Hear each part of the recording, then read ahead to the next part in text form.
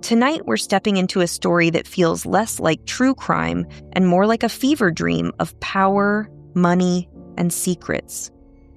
A man who started with nothing but a sharp mind and sharper ambitions built an empire that touched presidents, princes, and billionaires. He owned islands, jets, and mansions, yet no one could quite explain where his fortune came from. And then, in a single night behind bars, he was gone. The official word? Suicide. But the world didn't believe it. Not when the cameras failed. Not when the guards were asleep. Not when the most dangerous witness in modern history was suddenly silent. This is the story of Jeffrey Epstein and the conspiracy that refuses to die. Before we slip into tonight's tale, I want to take a moment to thank you for being here with me in the dark. If you're loving true crime sleep stories, please consider giving us a 5-star rating and review on your favorite podcast platform. It helps us reach more listeners and keeps these haunting tales coming your way.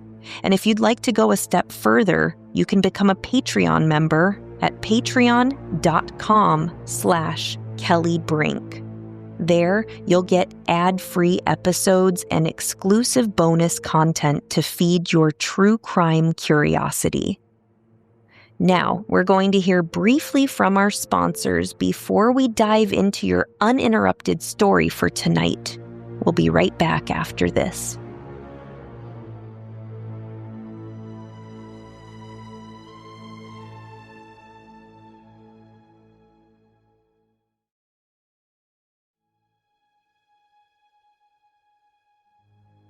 Welcome back to True Crime Sleep Stories. Now, settle in and get comfy because I'm going to tell you a story. Picture yourself in a darkened room, the glow of a single candle casting long, wavering shadows across the walls. Outside, the night is still and heavy, the kind of quiet that presses in close. No stress, no strife. Just the slow, steady unraveling of a mystery that refuses to stay buried. Let's begin in 1953 in Brooklyn, New York.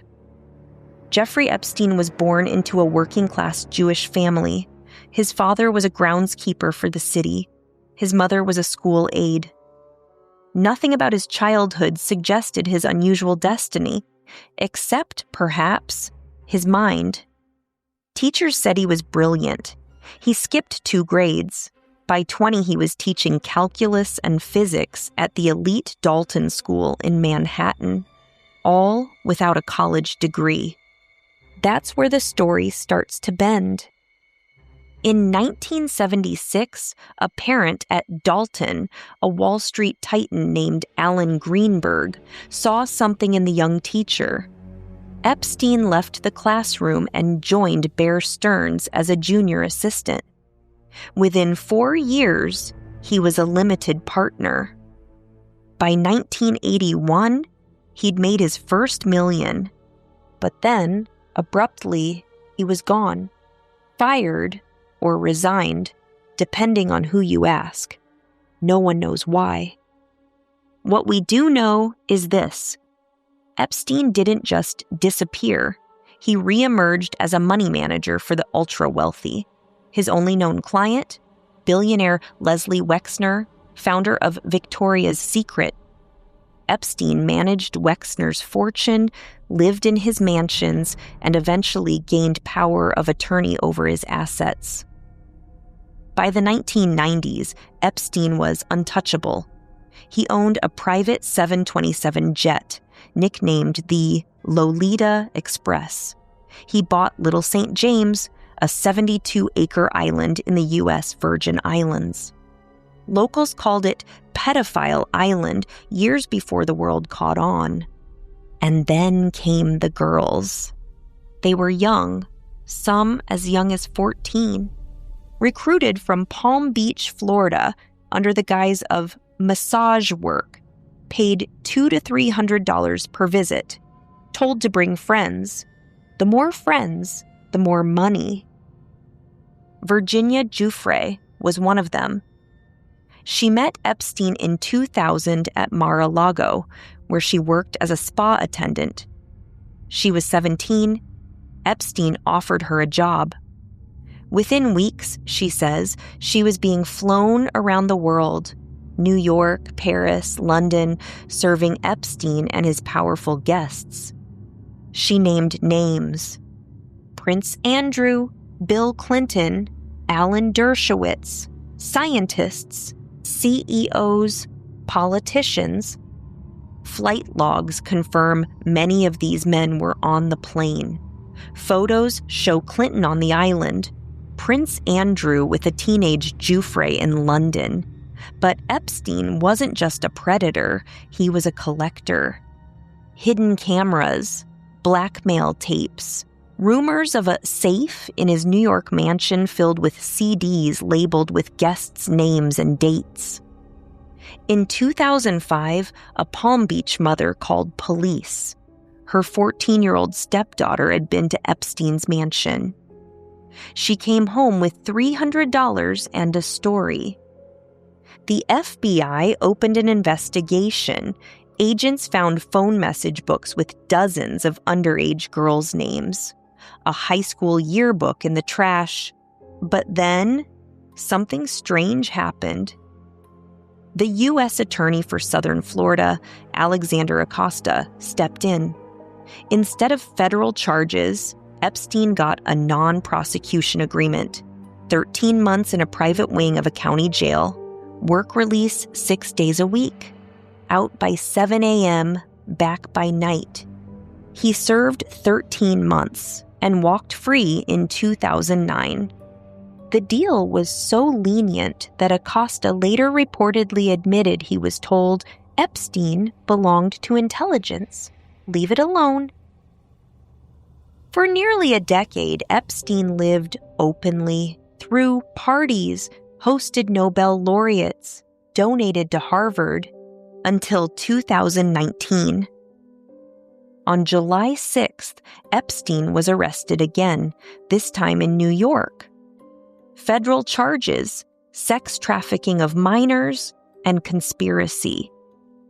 The indictment was explosive. Dozens of victims, a pyramid scheme of abuse. Epstein was denied bail, sent to the Metropolitan Correctional Center in Lower Manhattan. On July 23rd, he was found semi-conscious in his cell with marks on his neck. Official story: a suicide attempt. His cellmate, a convicted murderer, was transferred out. Epstein was placed on suicide watch. 6 days later, he was taken off suicide watch. On August 9th, the night before his death, Epstein signed a new will. 2 witnesses, $577 million in assets. That same night, his cellmate was removed again. No replacement assigned. At 10:40 p.m., the last log entry. Guards checked on him. Then, nothing. The 2 guards assigned to check every 30 minutes, Tova Noel and Michael Thomas. Both fell asleep, falsified logs. The cameras outside his tier, malfunctioning, no footage. At 6:33 a.m. on August 10th, 2019, Epstein was found unresponsive. A noose made from a bedsheet tied to the top bunk. He was pronounced dead at 7:36 a.m. The autopsy showed a broken hyoid bone and multiple neck fractures. Dr. Michael Baden, hired by Epstein's brother, said, "In 50 years, I've never seen fractures like this in a suicidal hanging." The official ruling: suicide. But the world didn't buy it. Hashtag Epstein didn't kill himself trended for months. Conspiracy theories exploded. The Clintons. Bill flew on the plane 26 times. Hillary allegedly wanted silence. The royals, Prince Andrew's settlement with Jeffrey in 2022 only fueled speculation. Intelligence agencies. Was Epstein a Mossad asset? Part of the CIA running a honeypot for blackmail? Ghislaine Maxwell, Epstein's longtime partner, was arrested in 2020, convicted in 2021 of trafficking minors, sentenced to 20 years, but her trial revealed almost nothing. Victims testified, flight logs were shown, but the client list sealed. In 2023 and 2024, thousands of pages were unsealed. Names appeared: Clinton, Trump, Dershowitz, Hawking, Copperfield, but no charges, no arrests. Little St. James was raided, hard drives removed, tapes gone, the safe in New York emptied before the FBI arrived. And Epstein?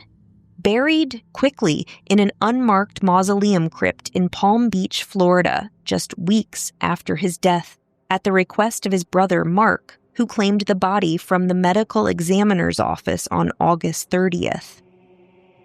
An official autopsy had been performed on August 11th by New York City's chief medical examiner, Dr. Barbara Sampson, who stood firmly by her suicide ruling despite the fractures that raised eyebrows among experts like Baden, who observed it and pushed for homicide.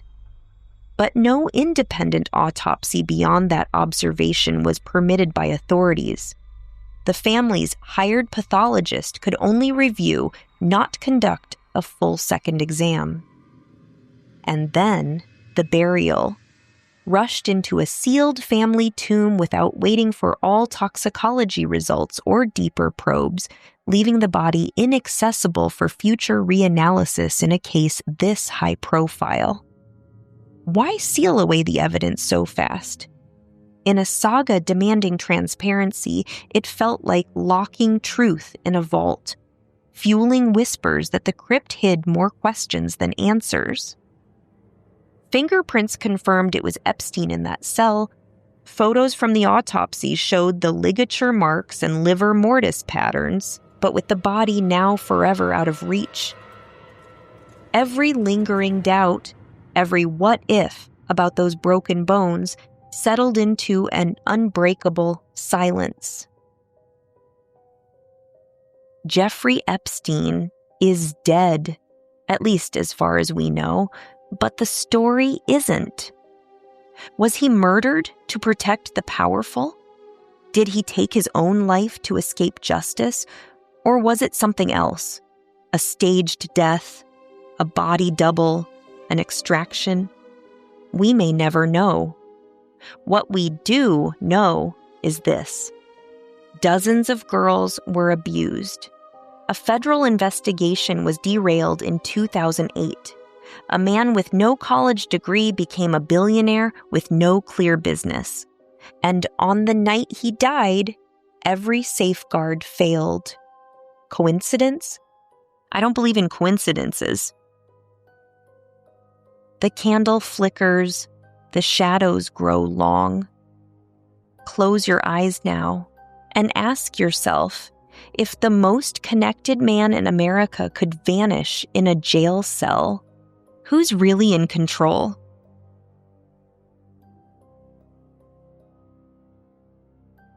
True Crime Sleep Stories is hosted and created by Kelly Brink, produced with the support of our dedicated team. Subscribe, rate, and review us on your favorite podcast platform to help us keep telling these haunting tales. Visit patreon.com/KellyBrink for exclusive content and to join our community.